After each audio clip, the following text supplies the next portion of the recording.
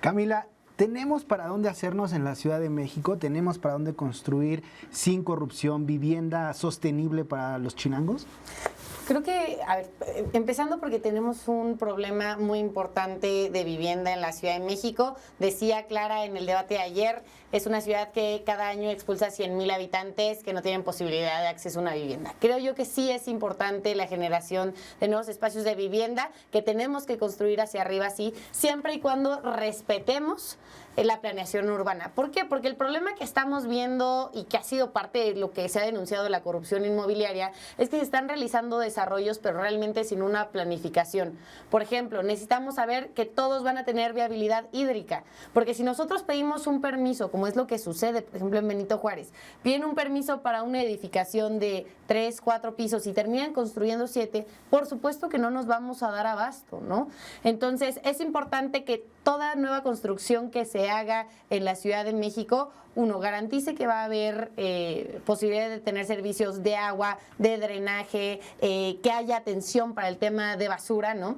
Y por otro lado, también pensar en generar vivienda, uno, accesible y dos, cerca de las zonas donde hay servicios como de transporte, servicios educativos, servicios de hospitales, ¿no? Porque tampoco nos sirve mucho, y qué es lo que pasó durante muchos sexenios por ejemplo, del PRI, donde se construía vivienda, pero se construía de manera muy alejada y las personas al final terminaron sin utilizar esa vivienda social porque tenían que hacer grandes recorridos para poder ir a la escuela o ir a sus trabajos, ¿no? Entonces creo que sí hay posibilidad de generar planeación, pero no puede ser una planeación generada a la y se va. ¿Cómo se puede generar esta planeación para la vivienda en la Ciudad de México? Clara Brugada ayer hizo un ejemplo que ya se ha puesto en práctica en Singapur, que es el de, por ejemplo, estas viviendas en renta. O sea, no es tanto ser el dueño de la propiedad, sino que dependiendo de tu proceso, seas soltero, seas ya una familia que apenas se integra, o sea, una familia que ya son a lo mejor adultos mayores, se pueden llegar a intercambiar de localidad. Esto se hace en edificios habitacionales y que de alguna manera ayudan a tratar de frenar esta cuestión de no tener el acceso a la vivienda. Tenemos que repensar naturalmente el modelo de desarrollo de esta ciudad, ya lo hemos denunciado en alguna ocasión, lo llegué a decir en la tribuna del Congreso de la Ciudad, que hay que repensar el desarrollo urbano de esta ciudad, porque lo que estamos viendo siempre es un fenómeno donde la ciudad central empieza a expulsar gente, ya sea por el incremento de servicios al interior o por los fenómenos de gentrificación. Se expulsa a la gente hacia las periferias, los servicios se siguen quedando hacia el centro y no hay polos de desarrollo en esas periferias. ¿Qué termina pasando, por ejemplo, en el caso de Iztapalapa?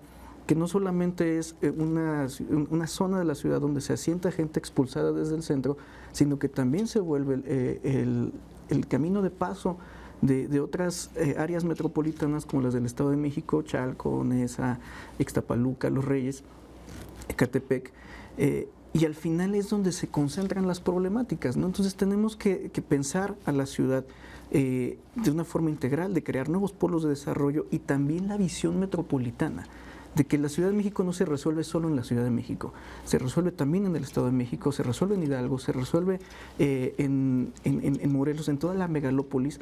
No solamente es la cuestión, por ejemplo, que hablamos de la contaminación, es también la cuestión del desarrollo urbano, es también la cuestión de la gestión del agua. Es muy importante lo que se mencionó, esto del bosque de agua, de cómo llevamos, hablaba Clara y Claudia, sobre cómo repartir el agua hacia zonas de recarga, zonas de reservorios. Es crucial para poder hacerle vida sostenible en una ciudad que está en un estrés constante. Y bueno, tendríamos que abordar algunos de los problemas que evitan esta correcta planeación, como es la gentrificación de la que ya hablabas, plataformas como Airbnb que están multiplicando exponencialmente las rentas en la Ciudad de México y por supuesto la corrupción en algunas alcaldías por parte de autoridades que a cambio de sobornos, a cambio de pisos, incluso pues permiten cualquier desarrollo urbano. ¿Cómo enfrentar estos problemas?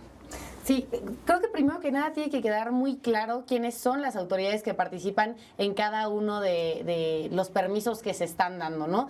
Y también cómo operan los esquemas de corrupción, porque no solamente es que de repente se llega con un uso de suelo y la manifestación que te da la alcaldía tiene pisos de más, sino es también, por ejemplo, que no se ha comprobado. Hay un documento muy importante que se llama Liberación y Ocupación del Inmueble, se llama, que es prácticamente el último documento que se da en las construcciones para que la alcaldía revise que efectivamente hay la cantidad de pisos construidos y además que los materiales pues sean de buena calidad. Una vez que la alcaldía te da ese último documento, entonces es cuando ya se puede rentar o, por ejemplo, se puede escriturar. Uno de los grandes problemas que estamos teniendo en la Benito Juárez con el tema de la corrupción inmobiliaria es que buena parte de los departamentos de estos pisos de más son departamentos que no se van a poder escriturar.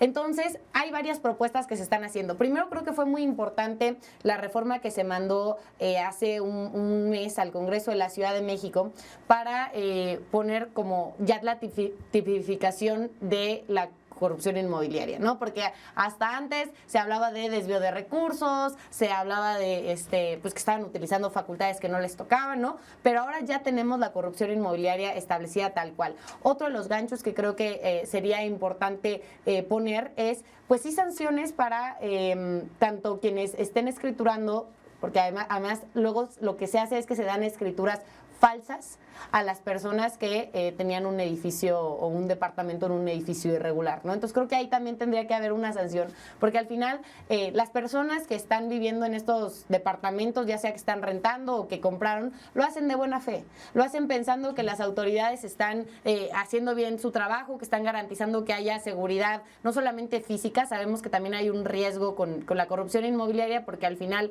por ejemplo, en 2017 la alcaldía Benito Juárez fue la alcaldía donde más edificios nuevos se cayeron, muchos de ellos porque estaban vinculados con la corrupción inmobiliaria, ¿no? Y bueno, por otro lado, la garantía de los servicios. Entonces, esa parte me parece muy importante, poder hacer esa revisión. Y bueno, nada más sumarme a una cosa que estaba diciendo Uziel, sobre cómo hacemos para construir una ciudad que no esté ubicada como sus polos de desarrollo solamente en una parte de la ciudad. A mí me parece que hay alcaldías como la Cuauhtémoc, como la Miguel Hidalgo, como la Benito Juárez, que han concentrado buena parte de la infraestructura históricamente. No estamos hablando de ahorita, estamos hablando de hace mucho tiempo por cómo se desarrolló la ciudad. Y si hay alguien que ha invertido, por ejemplo, en nuevo transporte en la Ciudad de México, me parece que fue la doctora Claudia Sheinbaum, ¿no? Por algo se desarrollaron el trolebús elevado en Iztapalapa, el cablebús, en una zona donde no habíamos tenido inversión para nuevos transportes. Me parece también muy interesante la propuesta que se está haciendo ahora de generar los nuevos esquemas de cablebuses y generar, por ejemplo, el Metrobús que está proponiendo Clara Brugada en el periférico, porque creo que eso también puede ayudar mucho a conectar partes de la ciudad que hasta ahora no habían tenido inversión para poder estar conectadas. Y bueno, ¿cómo evitar otro desarrollo como el cártel inmobiliario en otras alcaldías de la Ciudad de México que impidan este desarrollo de una ciudad sustentable? Bueno, de entrada tenemos que dejar en la mesa dejar muy claro, ahorita lo mencionaba Camila, el tema de ya tipificar la corrupción inmobiliaria y no dejar de denunciar la corrupción inmobiliaria. Si queremos evitar que este tipo de corrupción se manifieste en otras alcaldías, pues yo creo que ya tenemos que estar hablando primero de evitar que quienes han facilitado esta corrupción inmobiliaria en alcaldías como Benito Juárez, pues ahora tengan el poder para hacer replicar ese mismo modelo en el resto de la ciudad, en el resto de las alcaldías. Porque, ¿qué ha pasado? Por ejemplo, esto lo llegué a platicar hace poquito con amigos de unas comparsas que me decían una inquietud. Dice, ¿qué pasaría si de repente acá en esta zona también quieren hacer un desarrollo inmobiliario acá en Santa Marta? Le digo, pues de entrada tus tradiciones se van a ver afectadas como se vieron afectadas en el pueblo de Joco, que los dejaron prácticamente aislados de la ciudad con la construcción de Mítica. Entonces, es muy importante tener precisamente también dentro de ese plan general de desarrollo que sí se ha venido discutiendo, pues precisamente poner esos asteriscos dentro de la ley, de qué se puede y qué no. Y no solamente eso, hay que dotar a la autoridad en la materia, por ejemplo, hablamos del INVEA, se le tiene que dotar de todo el andamiaje institucional para que tenga la capacidad de frenar, no cuando ya se está construyendo, sino de poder tener capacidades de investigación, de verificación, de cancelación de proyectos que atentan contra la infraestructura urbana, contra el equilibrio de la infraestructura urbana y sobre todo hablar mucho de la importancia de la vivienda social. Porque por un lado, por ejemplo, Taboada dice, no, sí vamos a hacer muchos más departamentos para jóvenes, pero ¿qué jóvenes? Porque la mayoría de la juventud de esta ciudad no tiene para pagarse un departamento de 7 millones en City Towers, ¿no? Entonces, y luego quienes vienen a ocuparlos, muchas veces gente que ni siquiera es de esta ciudad, ¿no? Entonces, siguen expulsando más gente de la ciudad. Entonces, esos son los puntos claves que hay que atender. SPR Informa. Tus causas son noticias. SPR Informa. SPR Informa.